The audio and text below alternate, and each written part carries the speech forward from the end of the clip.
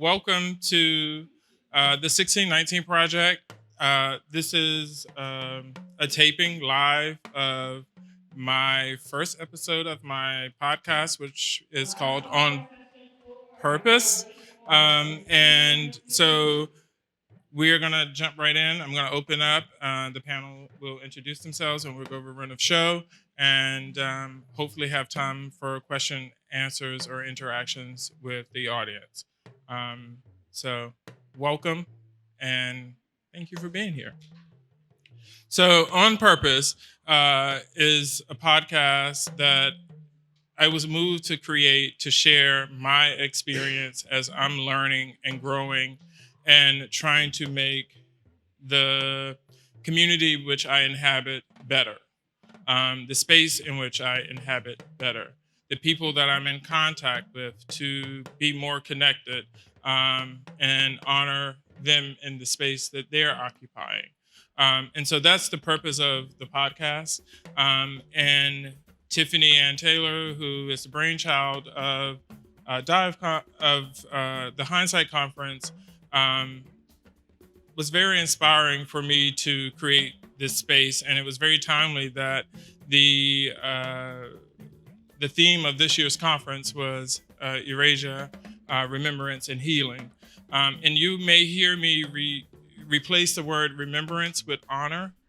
I think that's a little bit easier for me to digest, at least, and I would assume for you all. So we're going to run with that. But honor and remembrance means the same thing to me. And so without further ado, we would like to focus on how remembrance and healing can empower individuals and strengthen communities. We will leverage the timely release of the New York Times magazine's The 1619 Project by Nicole Hannah-Jones to commemorate America's 400th anniversary of the first documented slaves arriving on the shores of what is now America. In the outcome of this, I want to set an example and potentially give you tools to constructively continue the conversational question of how do we deal with the legacy of America's past and that's yet realized or reconciled, excuse me. And I just want to start off by reciting a quote by Maya Angelou. History, despite its wrenching pain, cannot be unlived. However, if faced with courage, need not be lived again. And that was very powerful for me when I read it. And that's, again, why I'm creating this space and trying to do better. As I stand before you today, I'm yet experiencing the fruits of the seeds that were sown 400 years ago. Just by us occupying the space together, the release of the 1619 Project. So I think we can all agree and come to a common ground on that it's still something that we're experiencing today, and we need to change that because it wasn't good then and it's not good now for our health and so many other things that we've learned through the 1619 Project, and just the data is showing us about ourselves. So we need to have this conversation. Also, I took a moment I wanted to take a moment to honor this space, this time, remember it, and I usually do that by lighting a candle. So I will do that now. And I also wrote a little short poem to kind of honor this moment also. And the title of the poem is Fight or Light. Harness the power of light. Flicker to a flame, darkness to light. lighter, lighter, light.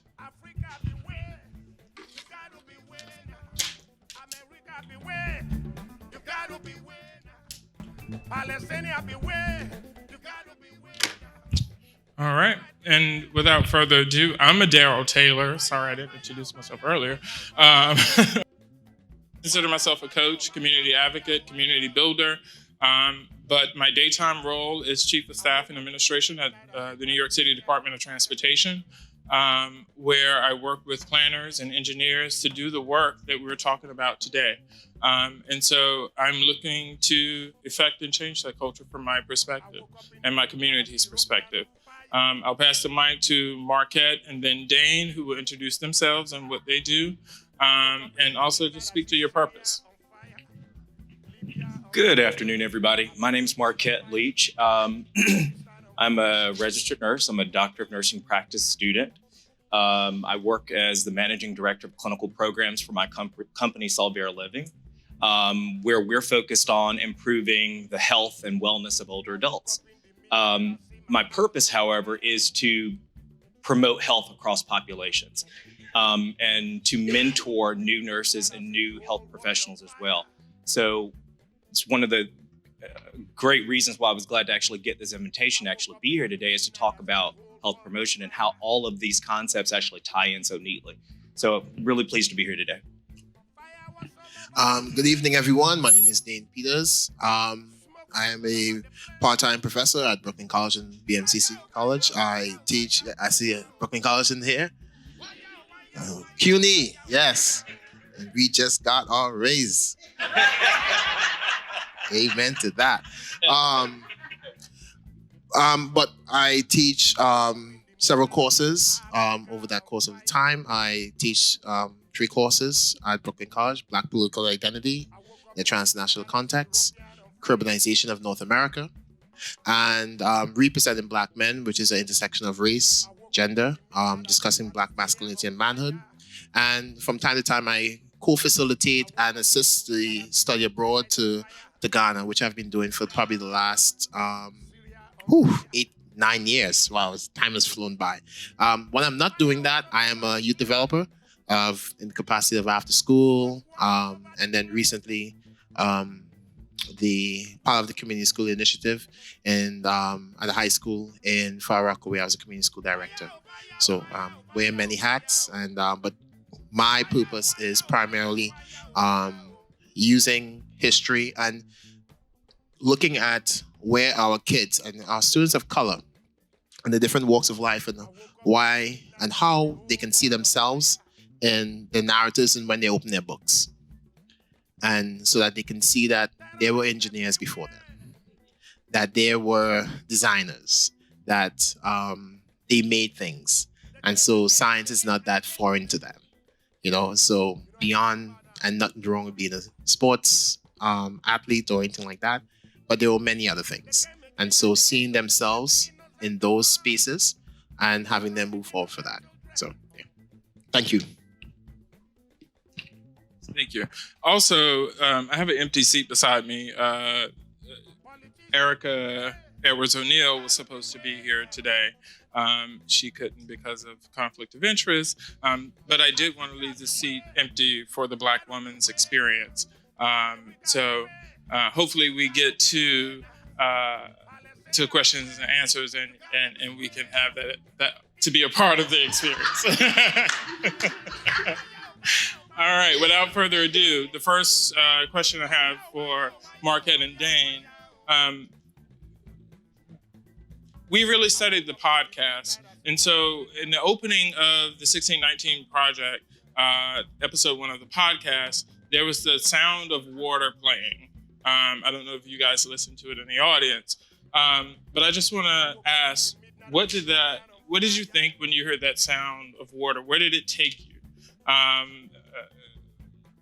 Did it bring back any stories that you heard? Just kind of walk us through that for a moment. For me, it was completely transporting. I actually felt as if I had arrived on that shore with the people who were actually who were enslaved and then brought to that port. And I was thinking through the prism of health once more. And I was just thinking about what it must have been like for them to be so cramped inside those quarters, and what types of illnesses and pain and the trauma of that entire experience must have been like, to be sailing halfway across the world and actually not knowing exactly where you were going, to be so neatly severed from your homeland, your customs, all of these things. Those were the emotions that were kind of running through my mind. And oftentimes when we think about that, because it's not the first time that any of us have thought about what the experience of the origins of slavery must have been like. But it allowed me to actually perseverate, to take some time with actually what that must have meant. Because when I think about it, when I thought about it before, I thought about it in a moment that, wow, that was really, really bad. That shouldn't have happened. But then to digest that experience and really understand exactly how the effects of that initial trauma actually percolate through our ancestry and through all communities to the present moment, I think that had the most impact. That it didn't just happen in a silo. It didn't just happen at that moment, but there are vestiges that continue to happen even now. Wow. Thank you. What a great segue. I have had the fortune, being fortunate and oftentimes being unfortunate to be on both sides of that water, so to speak. Earlier on, I spoke about my experiences taking study abroad groups to West Africa, Ghana, where 4 of the 250 castles and forts where were points of demarcation where people left and came to this side of the world is where many of our ancestors went through first. And so we would take our students to Elmina, which was built by the Portuguese and taken over by the Dutch, and Cape Coast Castle, which started as a small little post by the Swedes, and then eventually the British took over.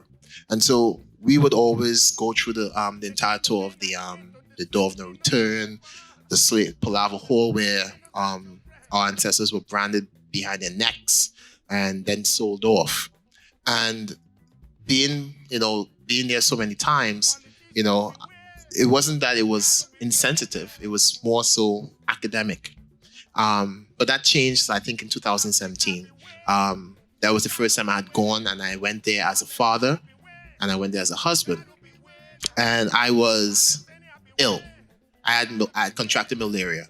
And so I had strong malaria symptoms. And so I was feeling dizzy and everything like that. And then it dawned upon me that, what if my ancestors, someone like myself, had contracted malaria and was snatched away from his family, and for boarding the ship the same night I arrived in Cape Coast, and I'm looking at the waters and everything like that. And I thought about my family. I thought about my wife. I thought about, my loneliness in that moment, that vulnerability of being sick and then just missing my family. But also, it took me all the way back, and I started thinking about, man, this is what my ancestors might have been feeling on this side of the water. So now I'm stateside, or on this side of the world. And so I'm not sure if any one of you takes the Staten Island ferry, right? But if you ever take the Staten Island ferry and you line up when the ship is about to hit into the mainland of Manhattan, and it's cold, and you get that rush of winter air coming into you. And so on this side of the world, I'm thinking, what if now I'm naked, I'm oiled up with pig fat because you had to shine me up to make me look as if I'm healthy, and now I'm being encountered with this frigid cold air, right? And I'm expected now to survive, which oftentimes, it didn't happen. If you're lucky if you survived the first year on a plantation. And so Orlando Patterson, who's a sociologist at Harvard University, talks about slavery and a social death, experiencing a social death. So when we talk about this, and he talks about being cut off from your natal ties, not being able to carry a name, your society, your culture, oftentimes, depending on where on the West African coast you were from, you may have been practicing Islam, and you'll be put together with with groups of people who may not be practicing Islam, maybe practicing traditional African religions. And Your practice, your name, your heritage ends with you. And that's kind of social death. When I think about it now, I think about what does we use this term now, the prison industrial complex does for many of our people, for many of our brothers and sisters who come out of prison and are trapped in that cycle of prison industrial complex, where they are unable to find a partner, unable to find viable employment oftentimes. And in the state of Florida, kind of participate in the democratic process, right? And so they're suffering a social death. So when I tell my students, and I share these things with them, it's uncanny that we can draw these parallel lines over the course of 400 years, and see parallels and see narratives that are very similar. So that first podcast stood out to me in that particular manner, and then we go forward. Yeah. Thank you. Both of you kind of captured what I felt and more. When I heard the water, I got chills because I transported myself to being in the belly of that ship, disease-ridden, hungry, isolated, not being able to speak the language of the person beside me, potentially. All that went through my mind, but then the sound of the water was so therapeutic that it calmed me. And the power of that, I think that enabled me to continue the podcast without this anger. That water for me was a part of that remembrance, or honor, if you will, of that journey or voyage. And it just totally allowed me to be free and optimistic and going through the rest of the series of the podcast. And that was very important to me. I don't know if that was intentional by Nicole Hannah-Jones, but I thought it was incredibly clever. Check what one you know, man. Thankful for the blessings that are falling on my table. Learning my lessons, now I'm willing and I'm able to do just what I can. As humble as I am, working towards a goal, and we give thanks for helping hands. Pray for health and strength, a life, a length and peace of mind. Good people and good vibe, yes, we give thanks every time. Now every single line, all when it no rhyme, we come to sing redemption songs for the people. Look at where we're coming from. Looking back at where the journey began, I really have to say that I'm strong. All praises to the Most High One. Look at where I'm coming